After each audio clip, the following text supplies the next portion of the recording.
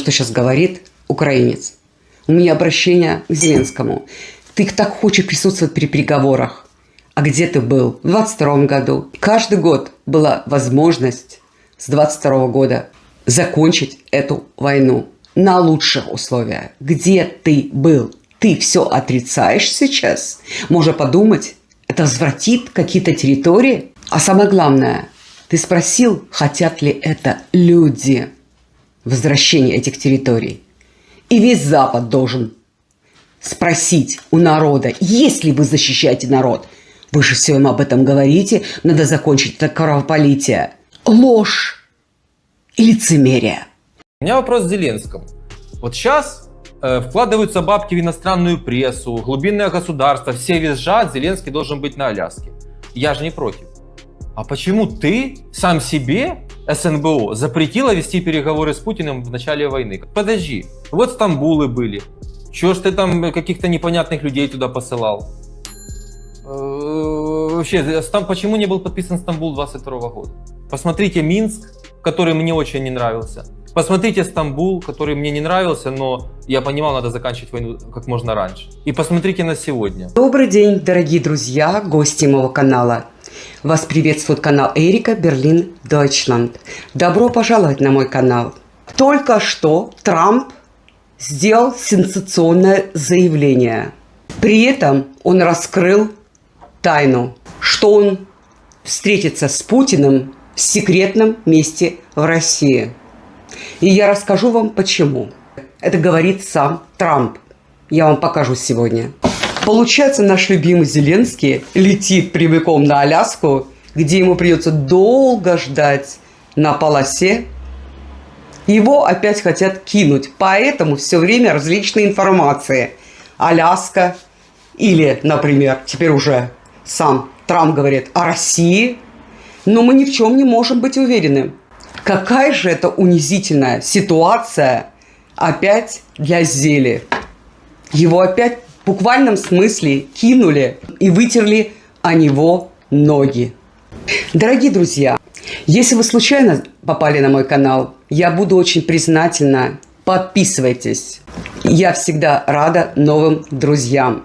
Это помогает в развитии моего канала. Это меня мотивирует. Итак, друзья, начинаем. Поехали! Трамп подтвердил своим выступлением, что встреча на Аляске – это отвлекающий маневр для Зеленского. Ребята, всего несколько минут назад появилась новая перемена на 180 градусов, связанная с саммитом между Дональдом Трампом и Путиным. По-видимому, эта встреча была чистым шоу, чтобы сбить с толку все разведочные службы и предотвратить возможные акты саботажа, так как Зеленский хотел саботировать и предотвратить эту встречу. Это могли мы предвидеть, потому что СМИ уже на прошлой неделе говорили о тайной встрече. Но затем неожиданно была названа встреча в Аляске. С среднего момента встреча между Трампом и Путиным не будут разглашать. Именно где, отвлекая весь мир. Насколько я слышал, существует несколько мест, где они могут встретиться. Но они договорились о чем-то, что не хотят разглашать. Трамп сказал, что в пятницу едет в Россию. Посмотрите сюда.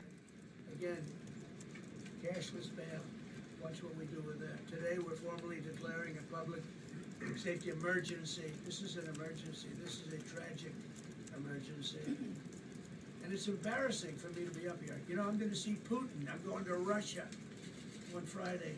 I don't like being up here talking about how unsafe and how dirty and disgusting this once beautiful capital was. Итак, вы слышали.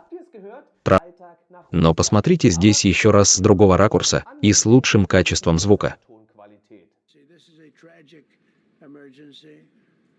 And it's embarrassing for me to be up here. You know, I'm going to see Putin. I'm going to Russia on Friday.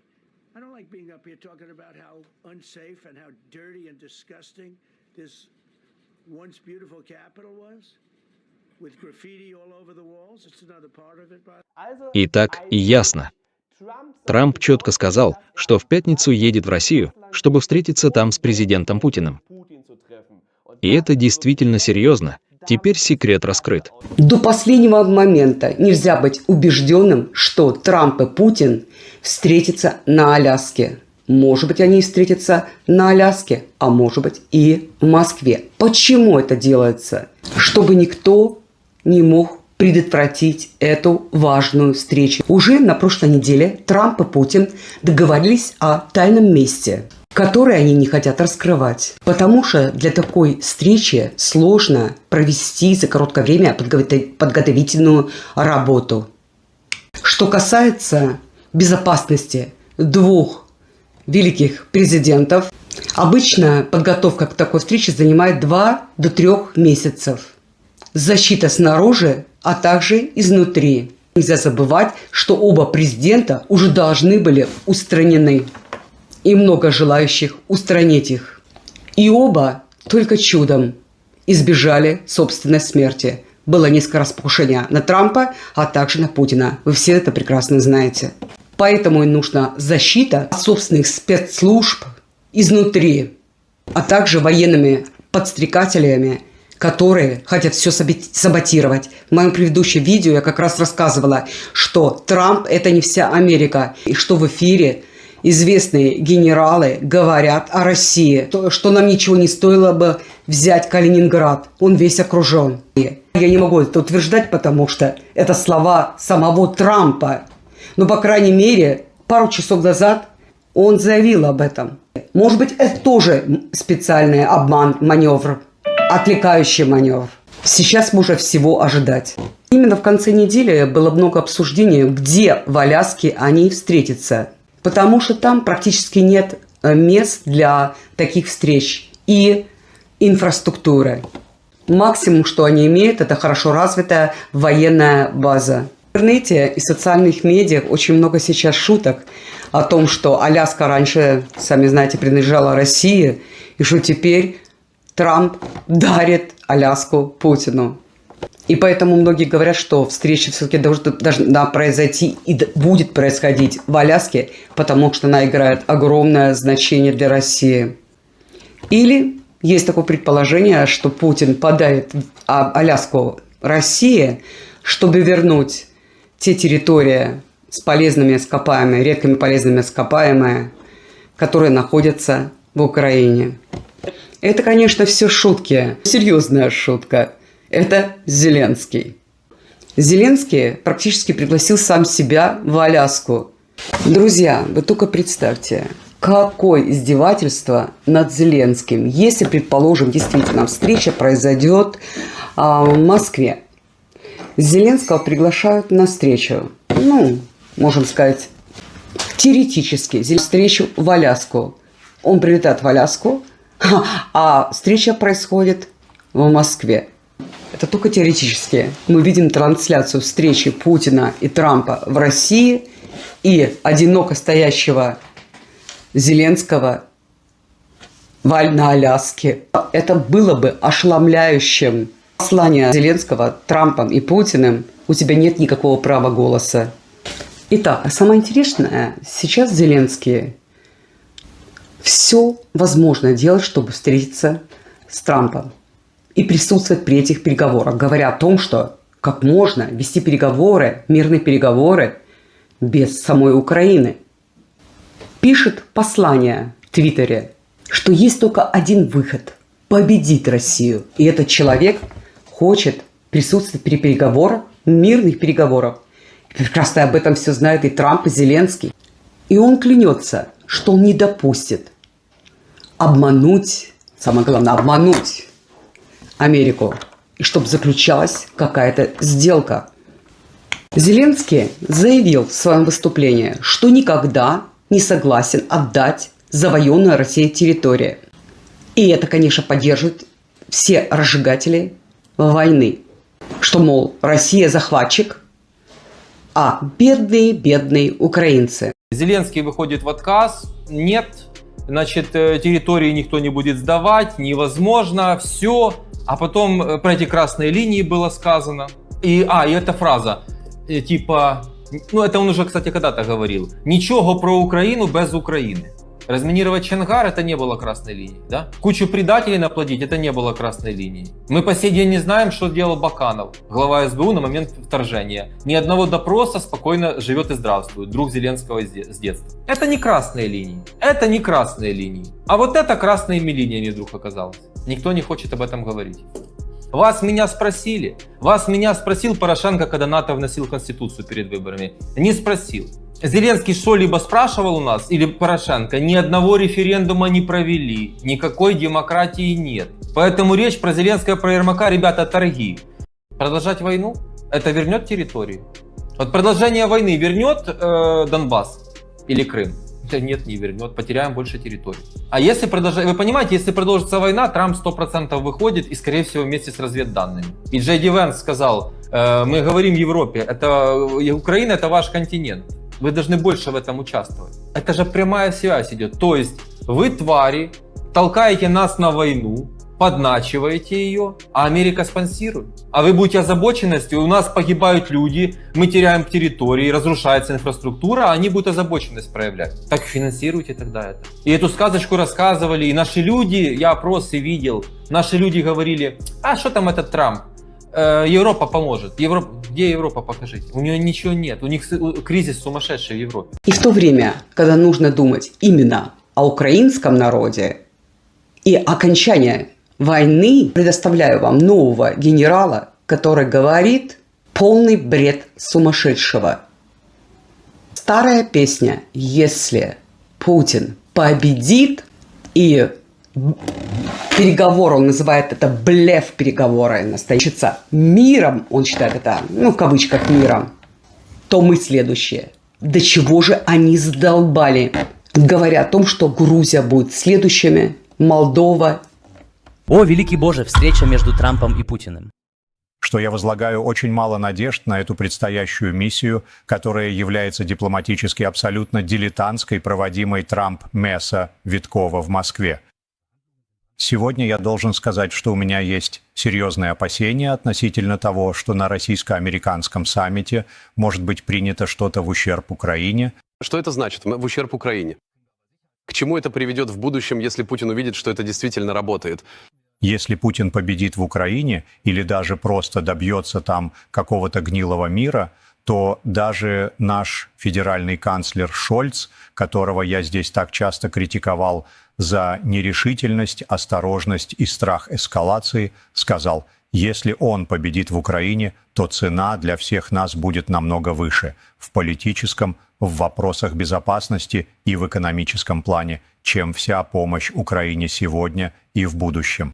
Если он победит в Украине, он там не остановится. И тогда Молдова и Грузия в любом случае будут следующими. А затем он, в зависимости от того, насколько разделенной и слабой он сочтет НАТО, попытается испытать ее в уязвимых балтийских странах. Буквально недавно я смотрела статистику, сколько, теоретически, немцев готовы в случае чего воевать за Германию.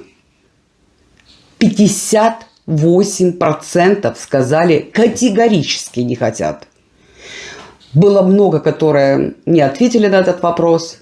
И только что-то 15% сказали, да, мы будем воевать.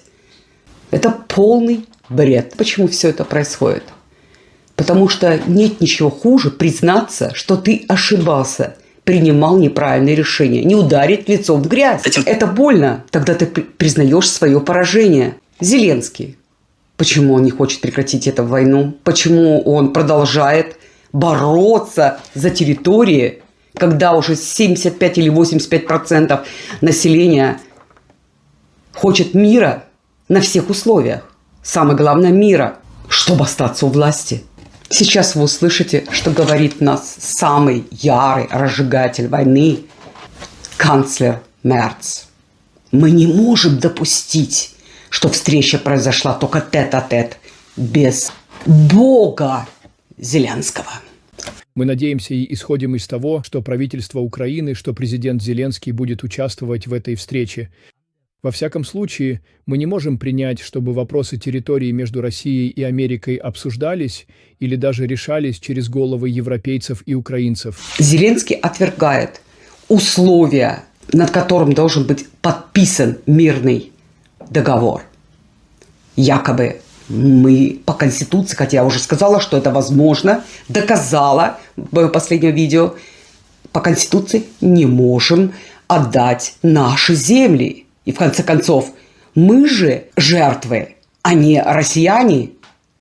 А где вы были, когда бомбили Донбасс и издевались над Донбассом, и вы смеялись в это время над всем, что там происходило? Вам было пофигу. Теперь вы не хотите отдать эти территории. Спросите народ в Крыму, хочет он с вами жить? В конце концов, Украине вообще не пришлось бы что-то отдавать, если бы уже в 2022 году они пошли бы на переговоры в Стамбуле.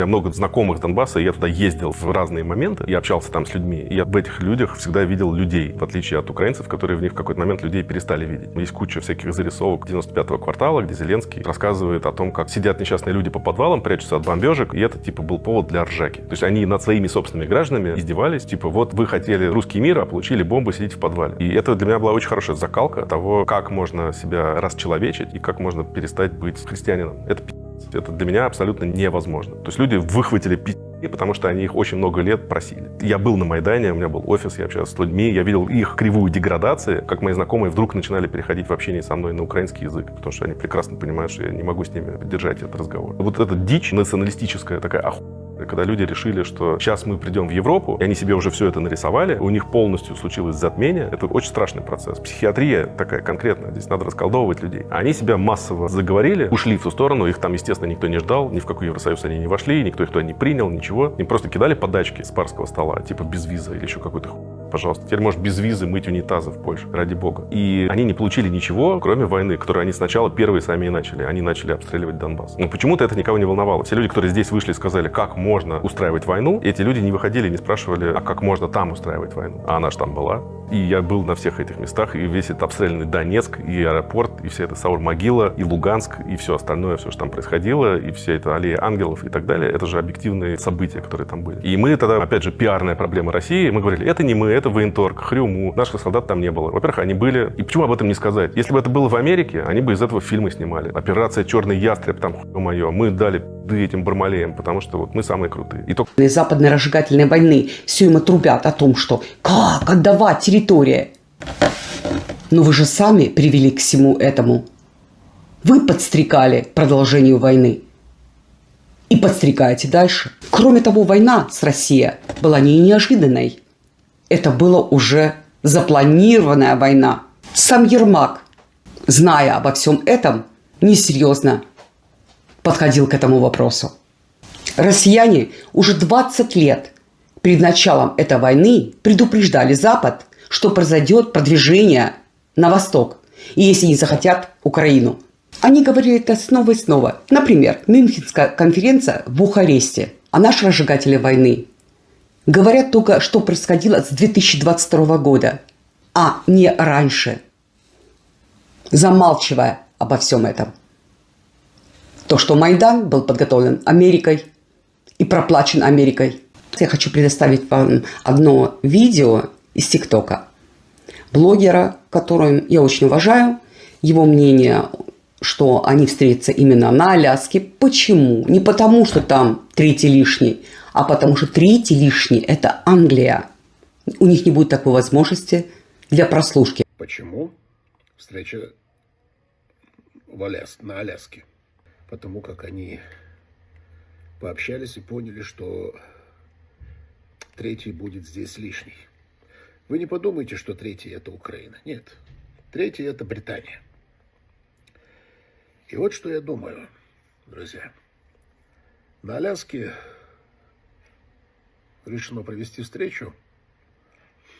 И одна из главных причин то, что британцы просто не смогут прослушать, установить прослушку и наблюдение за тем, что происходило в этих переговорах. Первое. будет основная информация, которая будет выкладываться в средства массовой информации. И второе, будет другая информация, которая в СМИ, конечно, не выйдет, но она останется, значит, как решающая сторон переговорщиков. Все-таки конфликт в англосаксонском мире между Соединенными Штатами и Британией по вопросу разделения Украины. Путин с Трампом, скорее всего, на 50% уже договорился по Одессе.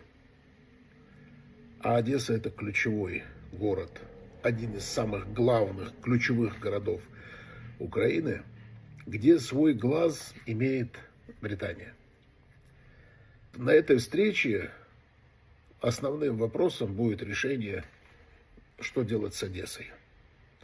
То, что Одесса не останется в составе Украины, это уже понятно даже по той причине, что из Одессы уже начинают выводить документы, вывозить куда-то, не знаю точно куда-то, но их куда-то увозят уже.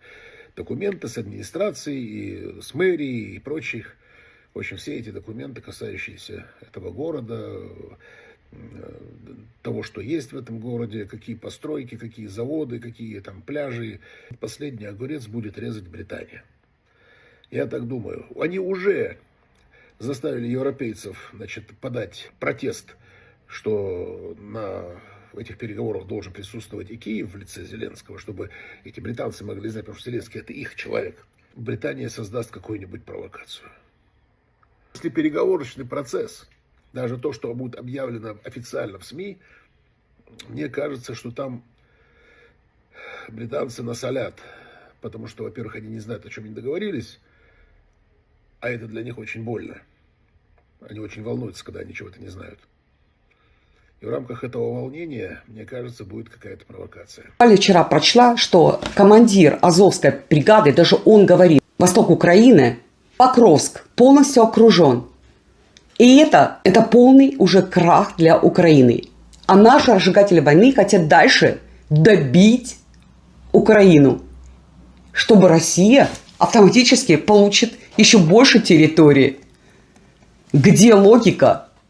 Вы понимаете, они делают все это не для Украины, а в своих собственных интересах. Не упасть лицом в грязь, опять повторяю, заработать побольше бабла и показывать свою ненависть к России. Сейчас я вам тоже предоставлю короткое видео известного генерала НАТО в отставке, что он тоже говорит об этом же, что Украина находится в состоянии краха. Бывший натовский генерал Харальд Куйерт недавно высказался в интервью. Почему Кефир Ришибин и Зеленский должны быть полностью заменены? Чтобы добиться мира в войне на Украине, и он объясняет, почему Зеленский хочет бойкотировать переговоры между Путиным и Трампом. Зеленский, конечно, знает, что если даже договор не подписан и переговоры еще не завершены, даже если договор согласован, сначала были президентские выборы, затем проходят парламентские выборы, и он также знает, что поддержка в Украине на самом низком уровне. Это означает, что его срок практически завершится подписанием мирного соглашения. Это и есть решающий момент, и поэтому он, конечно, пытается затянуть эту войну. Кстати, Трамп уже в апреле ясно дал понять, сказав, что Зеленский саботирует мой план мира и хочет лишь продлить войну. Почти 2/3 хотят наконец добиться мира. К тому же украинский президент переживает исключительный кризис легитимности. Почему вообще Зеленский говорит о несогласии передачи территории России? Этот генерал так и говорит, что попрошайка из Киева хочет саботировать эти переговоры. А вы забыли, что указ о запрете переговоров с Россией в Украине пару лет тому назад мы имели? И сейчас Зеленский говорит о том, что с Путиным невозможно договориться, что это он только выигрывает время. Он так и сказал, что Украина всегда только определяется на территориальную целостность, а не на народ, который он сама своими руками гробила и гробит. И это логично, он говорит, что такие территории, как Донбасс и другие, не хотят больше быть Украиной. Все они это проходили уже. И это русский, который говорит по-русски. А Зеленский на это говорил о том, что нет, это нас не играет роль, русские или не русские, это наши украинцы.